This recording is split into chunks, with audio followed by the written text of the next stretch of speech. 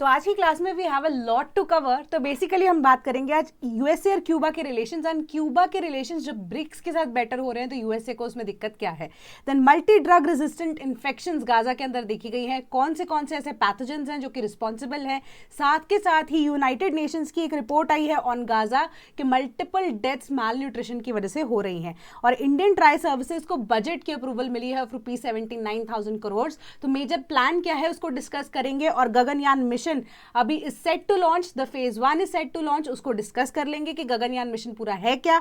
India United states के जो trade relations हैं, ठीक है, तो अब उसके बेसिस पे आगे जो टैरिफ्स है एंड क्वाड समिट है जो आने वाला है उसके बेसिस पे क्या क्या चीजें जो है डेवलपमेंट है वो क्या हो सकती है वो डिस्कस करेंगे। Then 47th ASEAN summit virtually PM Modi यहां पर अटेंड करने वाले हैं। What does it mean and major implications उसकी क्या क्या है एंड मल्टीपल चीजों को यहां पर क्वेश्चंस के थ्रू भी डिस्कस करेंगे। And new chief justice of India की अपॉइंटमेंट यहाँ की बात चल रही है। कोलिजियम सिस्टम के हेड्स एंड सीजीआई हैं तो उनसे एक बार एक परमिशन लेना जरूरी है, उसके बेसिस पर थोड़ा सा डेवलप करेंगे क्वेश्चंस के थ्रू।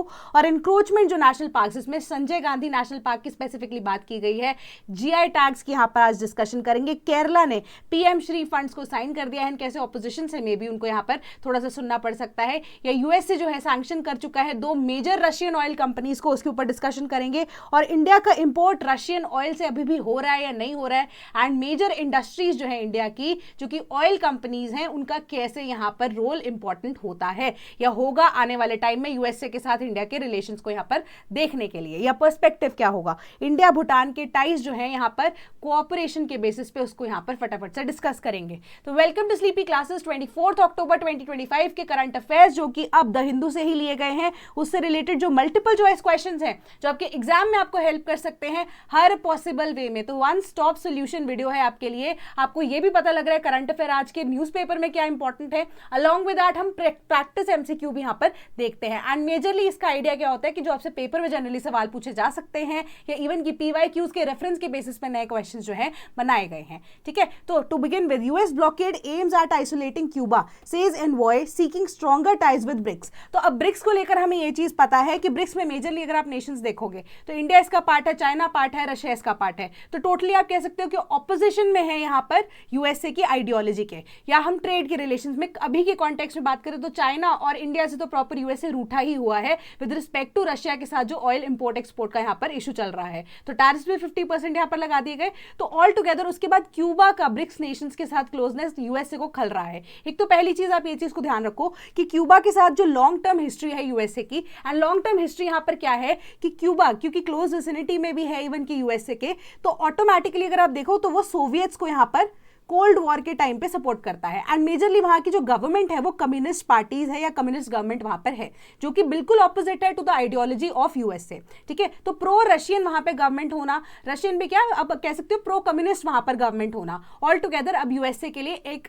आप कह सकते हो कि बहुत बड़ा मुद्दा जो है वो आता है। एंड अगर हम एग्जाम पर्सपेक्टिव से देखें तो क्यूबा की मिसाइल का जो इनिशिएटिव भी क्या, क्यूबा मिसाइल क्राइसिस हम उसको बोलते हैं, वो भी देखने को मिले थे हमें 1960s के अंदर। तो वो भी एक बहुत बड़ा रेफरेंस है। तो अभी आप देखोगे कि जो बाइडेन जब गए, ठीक है, ट्रंप के आने से पहले उन्होंने क्यूबा की जो वीजाज हैं उनको अप्रूव करना शुरू कर दिया था। ट्रेड एम्बागो, ये सब सारी चीजें बहुत टाइम से 1960s ऑनवर्ड चलती जा रही हैं, ठीक है। ट्रेड एम्बागो एंड इवन की हेविली सैंक्शनड कंट्री है क्यूबा यूएसए की तरफ से, ठीक है। अभी के टाइम पे अगर हम देखें तो एक हम टेरर ऑर्गेनाइजेशन की बात करते हैं, उसके अंडर क्यूबा को काफी टाइम से डाला गया था। जो बाइडेन ने टेरर ऑर्गेनाइजेशन से क्यूबा का नाम यहां पर यानी कि स्टेट फंडिंग जो टेररिस्ट ऑर्गेनाइजेशन को करती है ऑटोमेटिकली पहले यूएसए ने डाला हुआ था, जो बाइडेन ने जाते जाते उसे हटा दिया था। एंड वापस से अब आप देखोगे कि ट्रंप ने इसको इसी साल के अंदर अंदर वापस से एसटीओटी के अंडर इनको डाल दिया, या जो अब टेरर फंडिंग के लिए आप कह सकते हो कि क्यूबा को रिस्पॉन्सिबल एक तरह से वो ठहराते हैं, है ना। तो उसकी वजह से सैंक्शंस काफी ज्यादा यूएसए की तरफ से क्यूबा के अंदर लगाई गई हैं। अब उसके बाद सेकेंडली ब्रिक्स नेशंस का यहाँ पे रोल मैं आपको बता चुकी हूँ फिलहाल कि जो वॉर चल रही है, ऑनगोइंग वॉर है यूक्रेन और रशिया की, देन ट्रेड को लेकर इतना इशू चल रहा है। देन क्रिटिकल मिनरल्स की जब हम बात करते हैं स्पेसिफिकली जिसमें हम रेयर अर्थ एलिमेंट्स की बात करते हैं, तो चाइना के कॉन्टेक्स्ट में ब्रिक्स के साथ नजदीकी क्यूबा की और ज्यादा यहां पर परेशान कर रही है यूएसए को, ठीक है। तो ये सारी चीजों पे अब यहीं पे आप देख सकते हो कि जियोपॉलिटिकली एक्टिविटी कैसे चल रही है। एंड ब्रिक्स नेशंस के साथ ऑल टुगेदर सिंस बोला ये जा रहा है कि अब स्ट्रॉन्गर यहां पर बनने की बात की जा रही है, ठीक है। शंघाई कोऑपरेशन ऑर्गेनाइजेशन इवन की न्यू करेंसी में भी ब्रिक्स की यहां पर बोली जा रही थी कि हम अपने खुद से यहां पर यूएस डॉलर के कंपैरिजन में करेंसी निकाले जाने की बात या रूमर एक तरह से उड़ता हुआ नजर आ रहा है, कोई से पुष्टि उस चीज की भी नहीं हुई। तो ऑल टुगेदर आपको इस तरीके से लिंकेजेस को ड्रॉ करना है। तो क्वेश्चन देखते हैं। क्वेश्चन सिंपल है, सिंस न्यूज है या इन्फॉर्मेशन आपके लिए बहुत ज्यादा हैवी कंटेंट में थी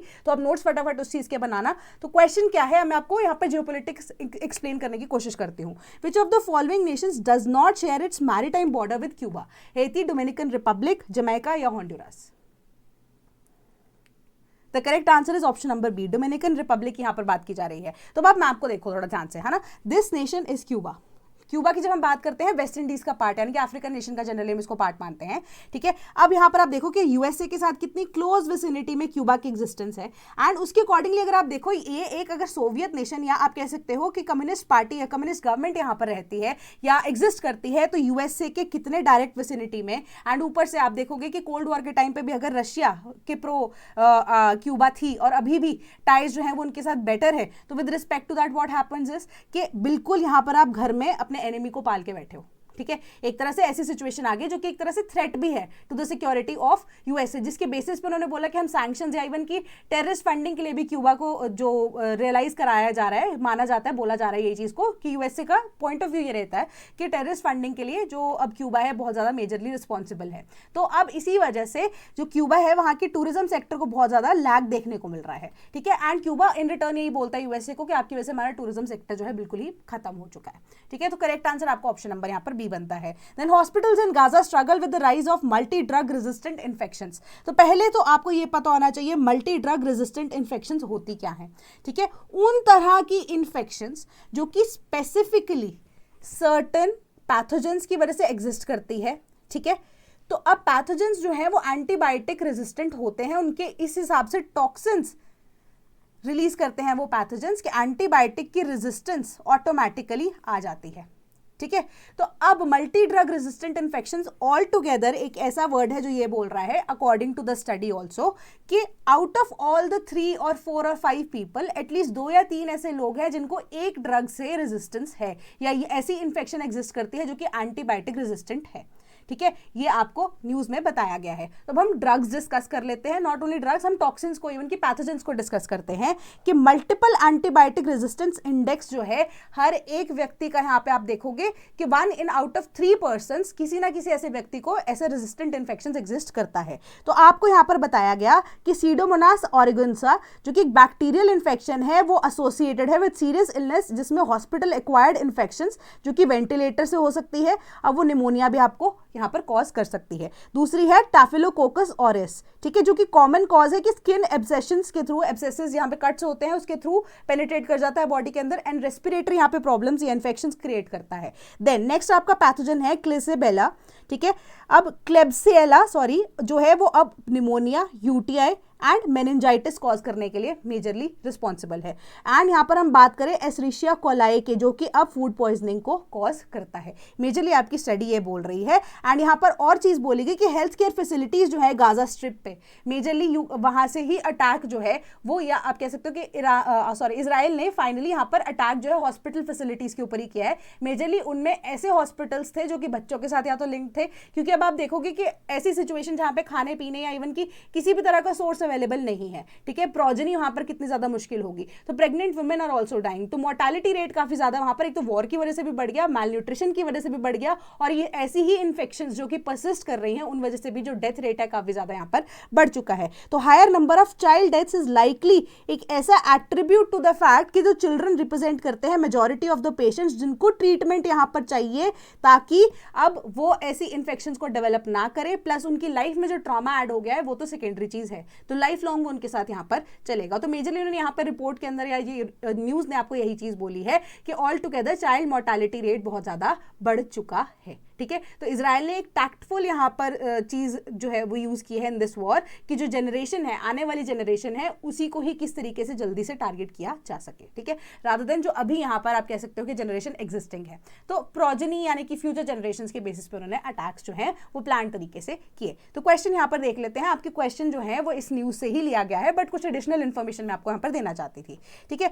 स्यूडोमोनास ऑरिगिनोसा जो है यूटीआई कॉज करता है, आपको पैर चेक करने हैं। Then staphylococcus aureus pneumonia cause करता है।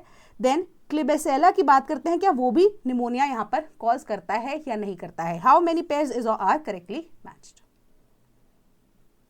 The correct answer is option number B, दो यहां पर करेक्टली मैच्ड हैं। तो न्यूज के अंदर आपको डायरेक्टली यहां पर निमोनिया की बात तो की गई थी when it comes to staphylococcus aureus, ठीक है। टेफाइलोकोकस ऑरियस के बेसिस में आपको यहां पर बोला गया था कि स्किन एब्सेशन से होती है, रेस्पिरेटरी इन्फेक्शन से होती है, ठीक है, इन्फेक्शन के लिए रिस्पॉन्सिबल होती है। देन आपको क्लिबेसेला के बारे में डायरेक्टली बताया गया था कि यूटीआई एंड निमोनिया यहां पर कॉज करती है, ठीक है। तो क्लिबेसेला जो है ये निमोनिया कॉज करने के लिए बिल्कुल करेक्ट है। प्लस सीडोमोनास ऑरिगेसना की जब हम बात करते हैं, ऑरिगिनोसा की बात करते हैं, तो वो यूटीआई कॉज करने के लिए अगेन रिस्पॉन्सिबल है। देन टेफाइलोकोकस की बात करते हैं तो वो निमोनिया यहां पर कॉज नहीं कर रहा है, हमारी रेस्पिरेटरी जो प्रॉब्लम्स हैं उसको ये बढ़ाता है, ठीक है। अब तीनों के केस में एक चीज इंपॉर्टेंट है, आप देखोगे यहां पर कि aeruginosa is often resistant to multiple antibiotics, ठीक है। अब आप लास्ट लाइन देखो, which can be influenced by antibiotic resistance and the production of various toxins. Klebsiella के केस में भी अगर आप देखोगे कि contact with contaminated services, equipment और other people, some Klebsiella strains can be antibiotic resistant. तो ऐसे में ट्रीटमेंट करना बहुत ज़्यादा मुश्किल है, क्योंकि अभी बिल्कुल क्लोज बॉर्डर्स में अगर आप देखो कि बिल्कुल लाइट यहाँ पर तरीके से जो हेल्प है वो दी जा रही है, क्योंकि इंफ्रास्ट्रक्चर की अवेलेबिलिटी वहाँ पर अभी गाजा स्ट्रिप पे आप देखोगे कि अवेलेबल नहीं है, या गाजा की जो जगह है वहाँ पर अवेलेबल नहीं है, ठीक है। अभी हॉस्पिटल्स टूट चुके हैं एंड जो अब एड पहुँचाई जा रही है यूनाइटेड नेशंस की तरफ से भी, आप ऑल टुगेदर वो देखोगे वो इतना ज़्यादा पेनिट्रेबल बॉर्डर यहाँ पर अभी नहीं है। बहुत ज़्यादा स्ट्रिक्ट चेकिंग के तौर पर अगर आप देखोगे तो 90 to 95% जो सामान है वो वापस ही भेज दिया जाता है, वो बॉर्डर से एंट्री नहीं किया जा रहा, ठीक है। कि इजराइल जो है अभी भी यहाँ पर इनडायरेक्टली सख्ताई दिखाते हुए, जिसके बेसिस पे ईज चाह रहे थे, अभी ये जो रिपोर्ट यहाँ पे पब्लिश हुई है या जो न्यूज पब्लिश की गई है। Then malnutrition to have generational impact on newborns in Gaza, like I told you कि वो ट्रॉमा जो है जनरेशनली चलता रहेगा, ठीक है। बट अभी के बेसिस पे उन्होंने बोला कि यूनाइटेड नेशन पॉपुलेशन फंड के बेसिस पे उन्होंने ये बोला कि हाँ वॉट और एनक्लेव तो है ही है, तो लाइफ लॉन्ग ये जनरेशनल इंपैक्ट किसके ऊपर, बर्थ रेट के ऊपर, डेथ रेट के ऊपर, पॉपुलेशन के ऊपर ऑल टुगेदर डालेगा ही डालेगा। कैटास्ट्रोफिक है for both mother and the newborn, क्योंकि मेजर केसेस अगर आप देखोगे कि ऐसी प्रेग्नेंट लेडीज जो हैं या जो बच्चे वॉर के टाइम पे पैदा हुए हैं, उनकी लाइफ लॉन्ग ये चीजें जो है वो चलती जाएंगी। यानी कि as a result 70% of the newborn जो है वो अब प्री मेच्योर और अंडरवेट होने की वजह से या तो सर्वाइव नहीं कर पाएंगे, अगर सर्वाइव कर रहे हैं तो वो लाइफ लॉन्ग उनके साथ बीमारियां चलती रहेंगी, एज कंपेयर टू 20% जो कि हमास के अक्टूबर 2023 अटैक जो इजराइल के ऊपर उन्होंने किया, जिस वजह से वॉर शुरू हुई, उससे पहले था। यानी कि 70% अगर आप देखोगे प्री मेच्योर डिलीवरीज हो रही हैं या फिर जो बच्चे हैं वो अंडरवेट हो रहे हैं। 2023 के अंदर ये डेटा जो है आपको बता रहा है, जो 70% पहुंच गया वॉर के टाइम के अंदर वो सिर्फ 20% था, ठीक है। कि किस तरीके से जो ये वॉर है वो इंपैक्ट डाल रही है और मल्टीपल इंडिकेटर्स जो कि अब आपकी ह्यूमन लाइफ के या आप कह सकते हो आपके HDI के ऊपर भी इंपैक्ट डालता है, ठीक है। ह्यूमन डेवलपमेंट इंडेक्स की जब हम ऑल टुगेदर बात करते हैं, ठीक है, कि अब कोई भी ऐसी कॉन्ट्रासेप्शन तक इवन की अवेलेबल नहीं है, ठीक है। कि अब जो वहाँ की विमेन हैं, औरतें हैं, वो अब क्या कह सकते हो ऑर्थोडॉक्स तरीके अपना रही हैं फॉर अबॉर्शन, ठीक है। बट जो भी अब सक्सेसफुल एंड सेफ तो बिल्कुल भी नहीं है, इंफ्रास्ट्रक्चर तो अवेलेबल है ही नहीं, कॉन्ट्रासेप्शन भी इवन अवेलेबल नहीं है, ठीक है। तो मैल न्यूट्रिशन है बहुत ज़्यादा, प्रीमेच्योर डेथ्स हो रही हैं, प्रीमेच्योर डिलीवरीज हो रही हैं, ठीक है। वही सारी चीज़ें आपको यहाँ पे यूनाइटेड नेशंस की रिपोर्ट ने बताया। तो which among the following is not an indicator use to calculate human development index? Population momentum, life expectancy at birth, mean years of schooling, per capita gross national income. The correct answer is population momentum, ठीक है।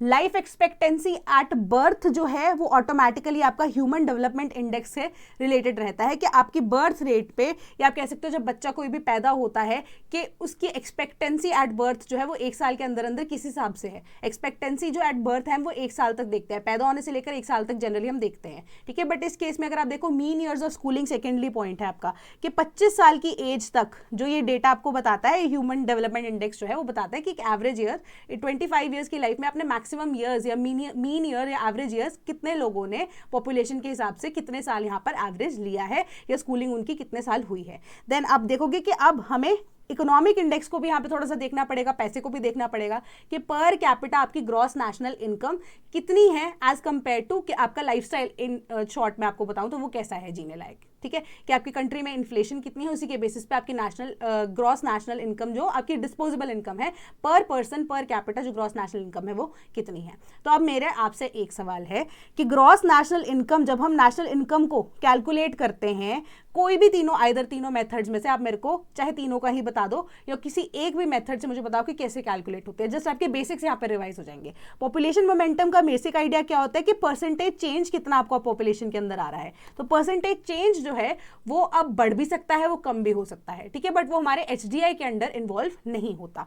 तो correct answer हमारा क्या बनता है, option number A. HDI के dimensions and indicators आपको total बता दिए गए हैं। Long and healthy life, knowledge, a decent standard of living and all together indicators में life expectancy at birth, expected years of schooling या मीन ईयर्स ऑफ स्कूलिंग जिसको बोलते हैं, GNI पर कैपिटा, ठीक है। एंड डायमेंशन इंडेक्स में देखिए तो लाइफ एक्सपेक्टेंसी इंडेक्स को देखा जाता है, एजुकेशन इंडेक्स को देखा जाता है और GNI इंडेक्स को ऑल टुगेदर देखा जाता है। HDI जो कि हर साल यहाँ पर पब्लिश किया जाता है, किसके द्वारा, UNDP के द्वारा। एंड की क्रिएटर्स की बात करें तो महबूब उल हक जो कि अब पाकिस्तान के थे, उन्होंने इसे बेसिकली प्रपोज किया था। एंड सेकेंड इसको किसने किया था, इंडियन आप कह सकते हो economist kind of, Amartya Sen, ठीक है, नोबेल प्राइज विनर भी है वो, ठीक है, उन्होंने इसको सेकंड किया था। बट उन्होंने यहाँ पर एक चीज और बोली थी कि सिर्फ और सिर्फ पैसे के बेसिस पे या पर कैपिटा इनकम को यहाँ पर ध्यान में ना रखते हुए हम ह्यूमन डेवलपमेंट को ऑल टुगेदर सोशल एस्पेक्ट्स यानी कि स्कूलिंग से, एजुकेशन से, हेल्थ से भी कंपेयर करके देखें। तो सबसे पहले जो हमारा HDI इंडेक्स है 1990 में पब्लिश किया गया था,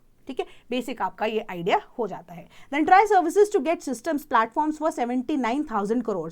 तो यहाँ पे एनहांस करने के लिए लिथैलिटी, ठीक है, मोबिलिटी, इंटेलिजेंस गैदरिंग कैपेबिलिटीज को अक्रॉस ऑल द सर्विसेज। तो डिफेंस एक्विजिशन काउंसिल जो कि अब डिफेंस मिनिस्टर जिसको चेयर करते हैं, हम ऑलरेडी इसके बारे में डिस्कस पहले कर चुके हैं। तो जिन्होंने नहीं देखा है तो आई हाईली रिकमेंड कि आप शुरू से ये सीरीज देखना शुरू कीजिए, आपको मल्टीपल चीजें यहाँ पर क्लियर हो जाएंगी, ठीक है। तो जो डिफेंस काउंसिल है, एक्विजिशन काउंसिल, जिसके चेयरमैन यहाँ पर डिफेंस मिनिस्टर ऑफ इंडिया होते हैं, उन्होंने अप्रूव किए हैं कुछ सर्टेन प्रपोजल्स। उनको देख लेते हैं कि तीनों सर्विसेज के केसेस में, आर्मी में स्पेसिफिकली अगर आप देखो तो DAC अकॉर्डेड एक्सेप्टेंस जो है ऑफ नेसेसिटी के बेसिस पे अब उन्होंने क्या क्या चीजें प्रोक्योर करने के लिए बोला है। नाग मिसाइल सिस्टम को, ठीक है, जो कि अब ट्रैक रखेगा, MK NAMIS ground based mobile ELINT system GBMES और हाई मोबिलिटी व्हीकल्स जो है मटेरियल हैंडलिंग प्लेन्स के लिए, ठीक है। अब यही न्यूज आपको बताती है कि हर एक का यूज क्या क्या है। नामिस जो है वो अब करेगा आर्मी की एबिलिटी की डिस्ट्रॉय करने के लिए आर्मर्ड व्हीकल्स को और बंकर्स को। ऑल टुगेदर GBMES की बात करें वो round the clock electronic intelligence and enemy emitters को रिकॉग्नाइज कर सकता है। इंडक्शन ऑफ HMVs जो है वो एक सिग्निफिकेंटली लॉजिस्टिक सपोर्ट प्रोवाइड करेगा इन डिफिकल्ट टेरेन्स। तो अब यहाँ पर नेवी की बात कर लेते हैं। तो एक्विजिशन जो है for landing platform docks, 30 mm naval surface guns, advance light weight torpedoes, electro optical infrared search and track system, smart ammunition for 76 mm super rapid gun mounts, ये सारी चीजें अप्रूव की गई हैं। अब उनका काम क्या क्या है। LPDs जो है वो नेवी की एम्फीबियस वॉरफेयर एक्टिव कैपेबिलिटीज को बढ़ाएगा। अब नेवी तो ऑटोमेटिकली सिर्फ और सिर्फ सी में या ओशन में काम कर सकती है, वाटर बॉडी में काम कर सकती है, बट सिंस अब उनका लैंड पे भी यूज किया जा सकता है at the time of urgencies, वो आपकी LPDs यहाँ पर आपको मेक श्योर करेंगी। तो एम्फीबियस यहाँ पर जो उनका काम हो जाएगा, ठीक है, capabilities to undertake joint operations with the army and the air force. तो उसकी वजह से इंडिया की जो कैपेबिलिटी है कंडक्ट करने की peace keeping, humanitarian assistance and disaster relief missions, जो कि ऑलरेडी नेवी का यहाँ पर पार्ट है, वो भी कैपेबिलिटीज फर्दर एनहांस हो जाएंगी। तो इंडिजिनियसली जो डेवलप किया गया है ALWT DRDO के द्वारा, वो naval science and technological laboratory, वो कैपेबल क्या है, एंगेज करने के लिए कन्वेंशनल न्यूक्लियर एंड मिजेट सबमरीन्स, ठीक है। उसके बाद अगर एयरफोर्स की बात करें तो collaborative long range target saturation destruction system को यहाँ पर अलाउ किया गया है, सैंक्शन किया गया है, एंड अदर रिलेटेड सिस्टम्स। तो CLRTS या DS फीचर जो है वो autonomous take off and landing की सर्विसेज प्रोवाइड करेगा, and navigation, target detection, payload delivery capabilities के साथ ये आता है। तो यहाँ पर अभी क्या है, मेजरली जितनी भी चीजें हैं वो इंडिजिनियस प्रोडक्ट्स हैं, यानी कि इंडिया के अंदर ही बनाए गए हैं। तो वो आत्मनिर्भर भारत यानी कि मेक इन इंडिया को और भी ज्यादा यहाँ पर केटर करता है। तो 79,000 करोड़ रुपीस यहाँ पर सैंक्शन किए गए हैं ये सारी चीजों के लिए। अब कंटेंट इतना ज्यादा था, क्वेश्चन थोड़ा सा मेजरली आपको जो पूछा भी गया है PYQs में UPSC जब हम बात करते हैं तो वो देख लेते हैं। With respect to Indian tri services consider the following. पहली स्टेटमेंट कह रही है कि colonel in the Indian army holds an equivalent rank to the group captain in the Indian navy. Second statement कह रही है the rank of admiral of the fleet has never been awarded antemortem in India. Which of the statements above is are correct? The correct answer is option number C, दोनों की दोनों statements correct हैं, ठीक है। जो colonel है of the Indian army, अगर आप देखो वो अब कैप्टन इंडियन नेवी के एंड एयरफोर्स की बात करें तो ग्रुप कैप्टन के बिल्कुल इक्विवेलेंट यहां पर होता है, ठीक है। तो ये आपको ऑलरेडी इक्वल रैंक्स के अकॉर्डिंगली जो कमीशन रैंक्स है उनके बेसिस पे चीजें बता दी गई हैं। नेक्स्ट आपकी स्टेटमेंट बोल रही है कि एडमिरल ऑफ द फ्लीट जो है कभी भी अवार्ड नहीं किया गया है एंटेमॉर्टम इन इंडिया। एंटेमॉर्टम का मतलब क्या होता है, जब वो जीवित होते हैं, ठीक है, while living and doing their services या giving their services to the army और टू द बेसिकली अगर हम अपने फ्लीट की बात करें टू द नेवी। नेवी के केस में अब टॉप मोस्ट पोजीशन यानी कि जो 5 स्टार रैंक होता है वो अभी तक किसी को नहीं दिया गया है, जिसको हम rank of admiral of the fleet बोलते हैं, कभी भी अभी जिंदा स्थिति में किसी व्यक्ति को भी नहीं दिया गया है। हाउएवर जो एसएम नंदा थे जो कि एडमिरल थे, ठीक है, एडमिरल की पोस्ट होती है अगर आप बात करो ऑल टुगेदर नेवी के केस में टॉप मोस्ट पोजीशन, ठीक है, जो कि 4 स्टार रैंक होता है यहाँ पर। बट उनकी डेथ के बाद, सिंस अगर आप कारगिल, यहाँ पे कारगिल कह रही हूँ, 1971 की इंडिया पाकिस्तान की वॉर के बाद उनकी डेथ हो गई थी, तो उसके बाद पॉस्थुमसली उनको दिया गया है। तो अब यहाँ पर एंटेमॉर्टम वर्ड यूज किया गया था। Antemortem means while in a living condition, या जो अभी जीवित हैं। पॉस्थुमस का मतलब होता है कि उनकी डेथ के बाद, ठीक है। तो ऑल टुगेदर आपको ये सिंपल सा आइडिया दिया गया है कि दोनों की दोनों स्टेटमेंट्स जो है बिल्कुल करेक्ट हैं। अब आप मेरे को एक और चीज यहां पर बताओगे कि फील्ड मार्शल जो है 2 लोगों को दिया गया था, उनका नाम आप मुझे बताओगे, उनमें से एक पे तो मूवी भी बनी है, ठीक है। अब मार्शल ऑफ द एयरफोर्स जो है वो भी एक व्यक्ति को अभी तक ये रैंक दिया गया है, ठीक है। तो आप उनका नाम भी मुझे बताओगे कौन है, ठीक है। तीनों का नाम मुझे आप कमेंट बॉक्स में जल्दी से बता देना। The 90% of the Gaganyaan development work done ISRO chief.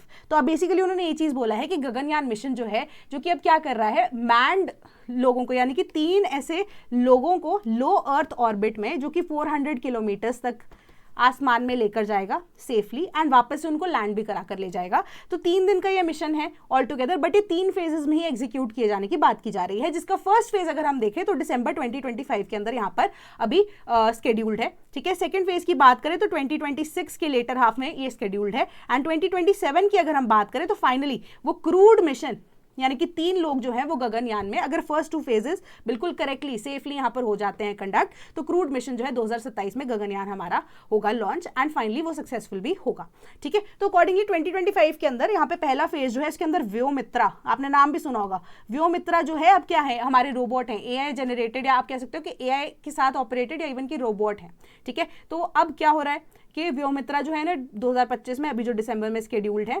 Automatically उन्हें भेजा जाएगा। उसके बेसिस पे वो अपनी references based on the sensors या उनकी कैसे प्रोग्रामिंग की गई है, क्या क्या चीज़ों के अंदर बेटरमेंट की जा सकती है, वो आइडिया देंगी, ठीक है। 2026 के अंदर से दोबारा इसी बेसिस को यानी कि फर्स्ट स्टेप को रिपीट किया जाएगा, इफ दैट इज सक्सेसफुल, ठीक है। फिर तभी जाके 2027 में गगनयान मिशन जो है वो लॉन्च होगा। तो गगनयान मिशन की हम ऑल टुगेदर यहाँ पर बात करते हैं तो नासा के साथ कोलैबोरेशन यहाँ पर हुई है with respect to different band, satellite bands, जो कि अब किए जाने हैं कि फर्स्ट सैटेलाइट जो है निसार के बेसिस पे अगर आप देखो, एडिशनल आपको इन्फॉर्मेशन दी गई है। गगनयान टोटली इंडिया का मिशन है, देन आपको निसार सैटेलाइट की बात की गई है, जो कि अभी इसी साल आप कह सकते हो कि लॉन्च की गई थी। अब वो भी 1-2 दिन में, या आप कह सकते हो मैक्सिमम 7-8 डेज में वो भी अब क्या हो जाएगी, चालू हो जाएगी, शुरू हो जाएगी, ठीक है, अपना काम करना शुरू कर देगी।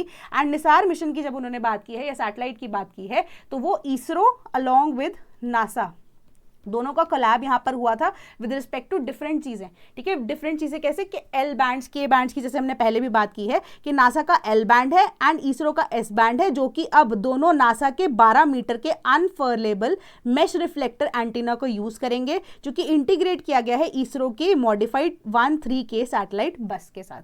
तो क्या है कि आपस में कोऑर्डिनेशन सैटेलाइट्स की बेटर होगी, बेटर इमेजिंग यहाँ पर होगी। तो नासा का काम भी हो रहा है, ठीक है, via different bands, and India का काम भी हो रहा है। हम ऑलरेडी अगेन इस चीज को पहले डिस्कस कर चुके हैं, तो एक तरह से आपके लिए रिवीजन ही है ना, जहां पे मैंने आपको के बैंड, के यू बैंड, के ए बैंड के बारे में, इवन की एल बैंड, पी बैंड, सबके बारे में बताया था, ठीक है। तो उसी के बेसिस पे उनका क्या क्या काम है उससे रिलेटेड भी मैंने आपको क्वेश्चन पूछा था। तो इन केस, हाँ, मेरे को एक और चीज आपको बोलनी थी कि इन केस अगर आपको लग रहा है ना कि मेरे को एक ईमेल भी आई थी स्टूडेंट की, तो उन्होंने मुझे बोला था कि आप एक मंथली कंपाइलेशन क्यों नहीं बना देते क्वेश्चंस की। तो आपके पास जो टेलीग्राम ग्रुप है, जिसका लिंक आपको डिस्क्रिप्शन बॉक्स में मिल जाता है, वही टेलीग्राम ग्रुप अगेन आप ज्वाइन कर सकते हो हर महीने के एंड में। जैसे 30th का महीना है तो 1st या 2nd of the next month में आपको क्वेश्चंस की along with the detailed answers, explanation की कंपाइलेशन मिल जाती है, ठीक है, डेली बेसिस पे। तो उसी के बेसिस, मंथली बेसिस पे, सॉरी, तो उसी के बेसिस पे आप दोबारा रिवीजन कर सकते हो। And also I am planning कि जैसे रिपीटेडली मैं स्टूडेंट्स की ये क्वेरी सुन रही हूँ कि आप एक रिवीजन जो है का एक आइडिया या स्ट्रैटेजी डिस्कस करना, उसके ऊपर भी I am planning to do a video. तो आई विल नोटिफाई यू जब भी वो वीडियो पब्लिश हो जाती है, तब तो आपको पता लग ही जाएगा, या पब्लिश जब नहीं भी होगी, या प्लानिंग तो मैंने अभी आपको बता दी है, नेक्स्ट 1 दिन पहले मैं आपको बता दूंगी कि नेक्स्ट डे आपकी ये वीडियो आएगी, ठीक है। तो उसी के अकॉर्डिंगली अब होगा। तो इसरो एंड नासा जो है अकॉर्डिंगली बैंड यूज कर रहे हैं। हैं सैटेलाइट्स के, तो आपकी रिविजन हो जाए इसी वजह से, एंड जो नए स्टूडेंट्स हैं उनके लिए भी यहाँ पे हेल्पफुल होगा कि बैंड्स क्या क्या हैं। आप पढ़ लोगे सबने सार सैटेलाइट क्या है, इवन गगनयान मिशन क्या है, बहुत ज्यादा न्यूज में है, बट हम यहाँ पे फ्रीक्वेंसीज को लेकर कभी भी डिस्कशन नहीं करते हैं। तो अब arrange the following satellite bands from lower to higher frequencies, choose the correct order. तो बैंड्स कौन से हैं? K band, L band, C band and K U band. Low से हायर फ्रीक्वेंसीज में आपको यहां पर उनको अरेंज करना है, तो correct answer is option number ए।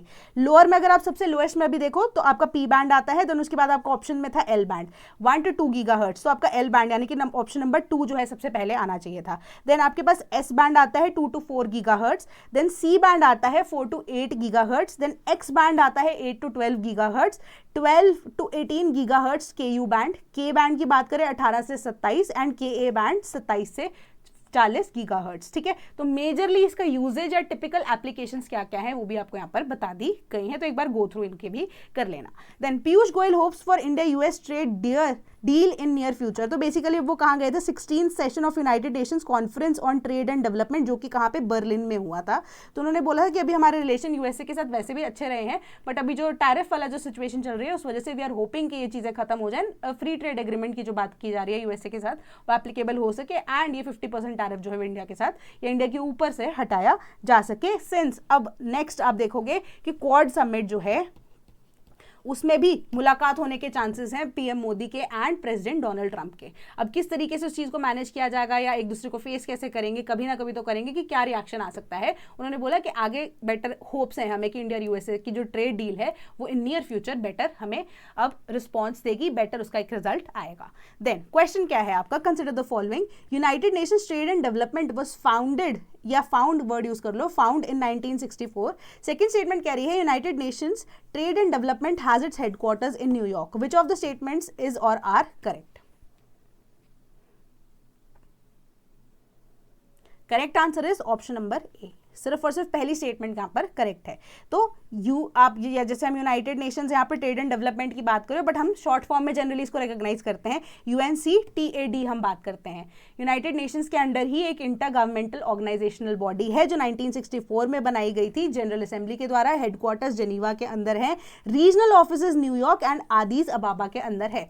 तो आप बोलोगे कि UNCTAD को यहाँ पर बनाने के पीछे का रीजन क्या है? तो 1960s में अगर आप देखोगे ग्लोबलाइजेशन ऑल टुगेदर वर्ल्ड में बाकी कंट्रीज के अंदर शुरू हो गई थी, तो इसी ग्लोबलाइजेशन का इंपैक्ट क्या होगा, या इवन की नेशंस आपस में कोलैबोरेशन में कैसे काम करेंगे, क्योंकि ग्लोबलाइजेशन जो है interlinking of multiple Nations, a single nation with multiple Nations है ना, एंड ऑल टुगेदर एक बड़ा हैवी नेटवर्क या एक तरह से जाल या वेब बनने की यहाँ पर कोशिश हो रही थी। ठीक है, तो कॉन्सेप्ट ऑफ ग्लोबलाइजेशन जैसे इंट्रोड्यूस होता है, उसके बाद कैसे मल्टीपल नेशंस को एक कॉमन कंसेंसस पे लेकर आना, क्या चीज उनकी इकोनॉमी के लिए बेटर हो सकती है क्या नहीं, तो एक डिस्कशन फोरम के तौर पे एक इंटर गवर्नमेंटल बॉडी को यहाँ पर एस्टैब्लिश किया गया था मेजरली, जिसका क्या नाम है UNCTAD। ठीक है, जिसको क्या बोलते हैं? United Nations trade and development. ठीक है, जो हमारी एक इंटरगवर्नमेंटल बॉडी है अंडर द यूनाइटेड नेशंस। तो मेजर इनका यही काम रहता है। Then Modi to participate in ASEAN meeting virtually. ठीक है, तो यही चीज हमने कल डिस्कस की थी, अभी डिस्कशन श्योर नहीं हुई है कि मोदी जी जाएंगे या नहीं जाएंगे, तो वो वर्चुअली यहाँ पे अटेंड करने वाले हैं।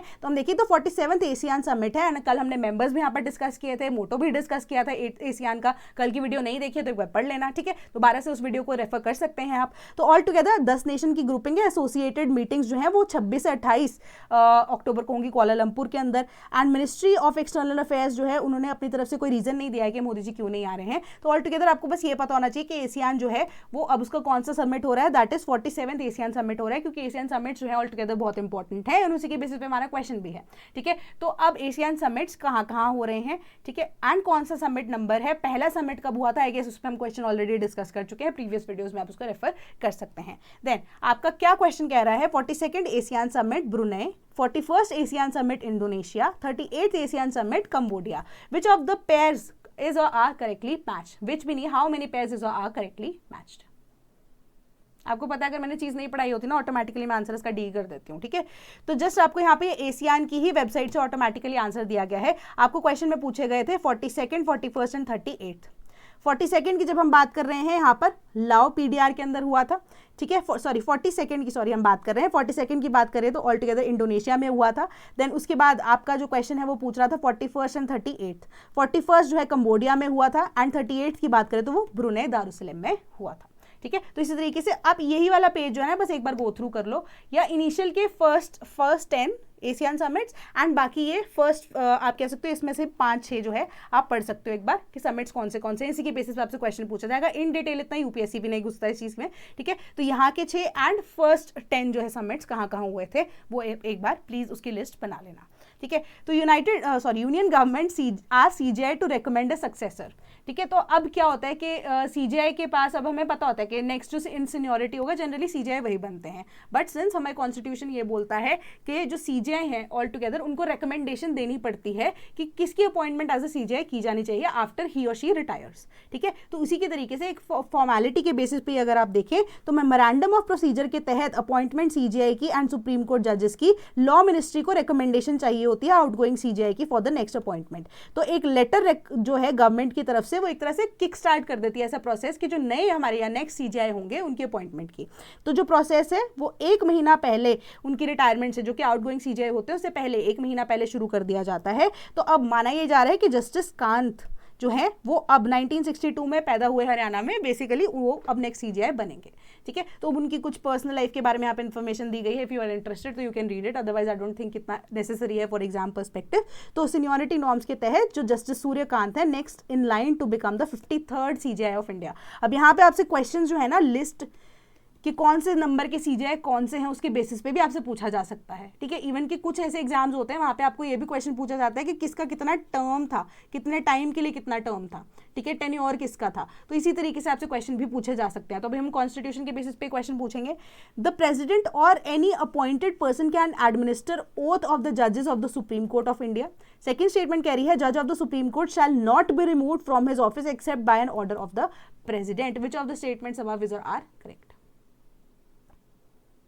The correct answer is option number C, दोनों की दोनों स्टेटमेंट्स करेक्ट हैं। वैसे हम इन डिटेल काफी ज्यादा यहाँ पे रिमूवल ऑफ द जजेस की डिस्कशन कर चुके हैं अर्लियर जब हमने ये इनिशिएटिव जो शुरू किया ही था, है ना। तो प्रेसिडेंट जो है वो ओथ एडमिनिस्टर करते हैं सीजीआई की भी, इवन सुप्रीम कोर्ट के जजेस की भी। बट आपके कॉन्स्टिट्यूशन में आपका जो आर्टिकल है, कौन सा आर्टिकल है, 124 है। 124 यहाँ पर जुडिशरी की बात करता है, एस्टैब्लिशमेंट ऑफ सुप्रीम कोर्ट की बात करता है। तो वहाँ पे जो उसका 124 का क्लॉज 6 है ना, वो यही चीज बोलता है कि कोई भी अपॉइंटेड पर्सन जो कि सुप्रीम कोर्ट का जज है वो before he enters upon his office वो एक ओथ को एडमिनिस्टर करेंगे, ठीक है, बिफोर द प्रेसिडेंट, या फिर कोई ऐसा व्यक्ति जो कि अपॉइंट किया गया है on the behalf of the president कि वो oath and affirmation according to the form set out for the purpose in the 3rd schedule administer करा सके, ठीक है। सेकंड स्टेटमेंट आपके क्या कह रही है, जज जो है वो प्रेसिडेंशियल ऑर्डर के बगैर यहाँ पर नहीं निकल सकते या उनको नहीं निकाला जा सकता, कि जो जज है सुप्रीम कोर्ट के shall not be removed from his office except by an order of the president, जो कि पास किया जाएगा by an address, after an address by each house of the parliament, जिसको सपोर्ट दे रही है ऐसी मेजॉरिटी जो कि टोटल मेंबरशिप होगी उस घर की यानी कि उस हाउस की, एंड मेजॉरिटी जो है of not less than 2/3 of the members present of that particular house present and voting and has been presented to the president in the same session for such removal on the ground of proved misbehavior or incapacity, ठीक है। तो मेरा एक question आपसे यही है, तो आपकी एक तरह से रिवीजन ही है, ठीक है, हम पहले इसको डिस्कस कर चुके हैं। तो दोनों हाउसेस की तरफ से एक तो प्रपोजर्स एंड सेकेंडर्स के बेसिस पे भी अगर आप देखोगे इसको साइन कराने के लिए पहले तो रेजोल्यूशन पास कराने की बात की जा रही है। ओरिजिनेट कर सकता है किसी भी हाउस ऑफ द पार्लियामेंट के अंदर, वहां से एक बार पास हो जाता है 2/3 मेजोरिटी से, सेकेंड हाउस के पास से चला जाता है, वहां से भी 2/3 मेजोरिटी से पास होना जरूरी है। सेकेंड हाउस के बाद ही सीधा प्रेसिडेंट के पास जब जाता है तो उसी के बेसिस पे उनसे फाइनल कंसेंसस के बेसिस पे एक ऑर्डर पास करने के लिए प्रेसिडेंट को रिक्वेस्ट की जाती है एंड अकॉर्डिंगली ऑर्डर पास किया जाता है। तो अब मेरा क्वेश्चन आपसे यही है कि क्या 2/3 मेजॉरिटी, ठीक है, ध्यान से सुनना, 2/3 मेजॉरिटी जो कि अभी with respect to the full membership of the house, एक सिचुएशन ये है, दूसरी सिचुएशन ये है कि 2/3 मेजॉरिटी प्रेजेंट एंड वोटिंग, दोनों में से आइदर ऑफ द टू में से एक इजियर वे, ठीक है, of passing either a bill या किसी भी तरह का अमेंडमेंट कौन सा है, इजी कौन सी है मेजॉरिटी को यहां पर लेना, 2/3 मेजॉरिटी फुल मेंबरशिप के बेसिस पे या 2/3 मेजॉरिटी प्रेजेंट एंड वोटिंग। तो किस केसेस में आपको लगता है कि आराम से जो है मेजॉरिटी आपकी आ सकती है, या इजियर मेथड क्या है कि इन दोनों में से? ठीक है, कि प्रेजेंट या वोटिंग या फुल मेंबरशिप में 2/3 मेजोरिटी हो, ठीक है। तो अब थोड़ा सा आपका यहाँ पर क्वांट भी चेक हो जाएगा। Then Bombay high court sets a panel to protect Sanjay Gandhi park from encroachment. तो अब संजय गांधी पार्क का जो एरिया है वहां पे ना वॉल का काम शुरू किया गया था, रिपीटेडली ऑर्डर्स दिए गए, बट वो वॉल या फेंसिंग जो है वो नहीं की गई है। तो 154 किलोमीटर की बाउंड्री जो है इसमें से सिर्फ 49 किलोमीटर की ऐसी बाउंड्री है जो कि अब जिसके ऊपर वॉल यहाँ पर बनाई गई है, बाकी जितने भी एरियाज के अंदर आप देखोगे एनक्रोचमेंट रिपीटेडली होती जा रही है। तो अब हाईकोर्ट ने मल्टीपल रिमाइंडर्स यहाँ पे डिफरेंट टाइमलाइंस के बेसिस पे, जैसे कि 1997, 1999, 2000 एंड 2003 के अंदर जजमेंट्स भी दी, 2024 एंड 2025 के अंदर भी उन्होंने वापस से रीडायरेक्ट किया कि इसकी वॉल बना दी जानी चाहिए, अदरवाइज जो एरिया आसपास का वो एनक्रोच कर रहे हैं लोग। सिंस अब जो संजय गांधी नेशनल पार्क है अगर हम देखें तो वो बिल्कुल सिटी के सेंटर में स्थित आप कह सकते हो नेशनल पार्क है। तो अब ऑल टुगेदर यहाँ पर लेपर्ड्स भी हैं एंड स्पीशीज भी हैं, फ्लोरा फौना एग्जिस्ट करते हैं, तो इसकी इंपॉर्टेंस अपने आप में बीइंग अ नेशनल पार्क बहुत ज्यादा है। तो उसके अंदर ही एनक्रोचमेंट अगर हो रही है तो वो अब हैबिटेट लॉस तो है ही ऑटोमेटिकली, सरकार की जमीन का भी यहाँ पे लॉस है ना। तो ऑल टुगेदर अगर आप देखोगे तो अब संजय गांधी नेशनल पार्क के लिए स्पेसिफिकली उन्होंने बोला कि रिपीटेडली आप रिमाइंडर्स में नहीं मान रहे हो, तो एक हाई पावर्ड कमेटी को बनाया जाना चाहिए, ठीक है। अब जो कि ये बोल रहे हैं कि 1000 प्लांट स्पीशीज को भी इवन के अब बचाने के लिए या सस्टेनेबिलिटी या एनवायरनमेंट को भी ध्यान में रखे तो भी। तो अब एंशिएंट कन्हेरी केव्स जो हैं वो भी 1st सेंचुरी बीसी के वो भी यहीं पे संजय गांधी नेशनल पार्क के अंदर एग्जिस्ट करते हैं। तो इसीलिए मुंबई का ग्रीन लंग भी इसे बोला जाता है कि carbon emissions and replenishing ground water में बहुत बड़ा इसका रोल है। तो इसीलिए हाई पावर्ड एक कमिटी या पैनल बनाया जाएगा जो कि अब एक्सपेडाइट करेगा कि कंस्ट्रक्शन हो सके बाउंड्री वॉल को, जो सजेस्ट करे measure for compliance and identify करे लैंड को एंड ओवरसी करे rehabilitation of the encroachers and recommend करे स्टेप्स कि कैसे इलीगल स्ट्रक्चर्स को रिमूव किया जा सके। एंड जो मैटर है फर्दर 2026 के अंदर सुना जाएगा बॉम्बे हाईकोर्ट के द्वारा। तो सिंपल सी आपको ये न्यूज बताई गई। अब हम क्या करेंगे, नेशनल पार्क्स के साथ स्टेट्स का आपका क्वेश्चन पूछ लेंगे कि Rani Jhansi marine national park Uttar Pradesh, Nameri national park Haryana, Kalesar national park Assam, how many pairs are correctly matched. Correct answer is option number D, none of them, ठीक है। तो यहाँ पर हमारे पास Rani Jhansi marine national park Andaman Nicobar islands में है, नमेरी नेशनल पार्क असम में है, कलेसर नेशनल पार्क हरियाणा के अंदर स्थित है। तो correct answer option number D. Then harvest time unique paddy migrant labours from Assam transporting harvested GI tag salt water tolerant Pokkali paddy from Pizhala island near Kochi, ठीक है। तो आपको ये पोकाली पैडी जिसका जीआई टैग किसके पास है, असम के पास है, वो जो है ट्रांसपोर्ट की जा रही थी, तो इन्फॉर्मेशन के तौर पे है। अब आपको जीआई टैग से बेसिस पे पूछा जा रहा है जूदिमा Bihar, Silao Khaja Gujarat, Bhalia wheat Assam, how many pairs are correct. Correct answer is again option number D, none of them is correctly match. जब हम बात करते हैं जूदिमा की तो वो असम में एक स्पेशली वाइन बनाई जाती है, उसका जीआई टैग है इनके पास। सिलाओ खाजा बिहार एंड भालिया वीट की बात करें तो गुजरात का जीआई टैग यहाँ पर है। Then Kerala government signs up for PM Shri fund. So PM Shri fund जो है अब वो सैंक्शन कर रहे हैं 1446 करोड़ मॉडर्नाइजेशन गवर्नमेंट स्कूल्स के लिए in the state of Kerala. तो वहाँ पे कम्युनिस्ट पार्टी है वो रूल करती है, बट स्टिल उसके बाद जो गवर्नमेंट है उन्होंने PM Shri fund with respect to या in compliance to the new education policy of 2020 sign कर दिया है। बट यहाँ पे आप देखोगे कि पॉलिटिक्स शुरू हो जाएगी। बट अब हमें क्या पता करना चाहिए कि पीएम श्री फंड्स क्या है या पीएम श्री ऑल टुगेदर क्या है एंड कितने करोड़ पैसा केरला को दिया गया है एंड न्यू एजुकेशन पॉलिसी क्या है, दैट्स इट। हमें पॉलिटिक्स से कुछ लेना देना नहीं है। तो क्वेश्चन आपकी पहली स्टेटमेंट क्या कह रही है, PM Shri is a centrally sectored scheme. Second statement कह रही है कि school quality assessment framework is an evaluation tool under NEP 2020. Which of the statements above are correct? Correct answer is option number B, second statement ही correct है। Centrally sector scheme नहीं है, various sectors को यहाँ पर involve नहीं किया जा रहा है, ना स्टेट को यहाँ पे इन्वॉल्व किया जा रहा है। न्यू एजुकेशन पॉलिसी जिसको एजुकेशन जो कि अब हमारे यूनियन लिस्ट का पार्ट है, तो सेंट्रल गवर्नमेंट जो है उसको यहाँ पर रूल कर रही है जनरली, ठीक है। तो मेजरली हमारी जो एजुकेशन है ऑल टुगेदर वो स्टेट गवर्नमेंट भी उस पर रूल बना सकती है। तो उसके बेसिस पे अगर आप देखोगे तो न्यू एजुकेशन पॉलिसी की जब हम ऑल टुगेदर यहाँ पे बात कर रहे हैं तो सेंट्रली सेक्टर्ड स्कीम नहीं है, सेंट्रली स्पॉन्सर्ड स्कीम है। Central government totally new education policy को लागू करने के लिए यहाँ पे जो है खुद से फंडिंग दे रही है, 100% फंडिंग यहाँ पे सेंट्रल गवर्नमेंट की हो रही है। तो स्कूल क्वालिटी असेसमेंट फ्रेमवर्क जो है वो न्यू एजुकेशन पॉलिसी का ही पार्ट है। सिंस अगर आप पीएम श्री की यहाँ पे बात करें ऑल टुगेदर, जिसका पूरा नाम क्या है, prime minister schools for rising India. तो राइजिंग इंडिया के केस में उनका आइडिया क्या है कि 21st सेंचुरी के जो स्कूल्स हैं वो उसी तरीके से हम डिजिटलाइजेशन उसकी कर सके।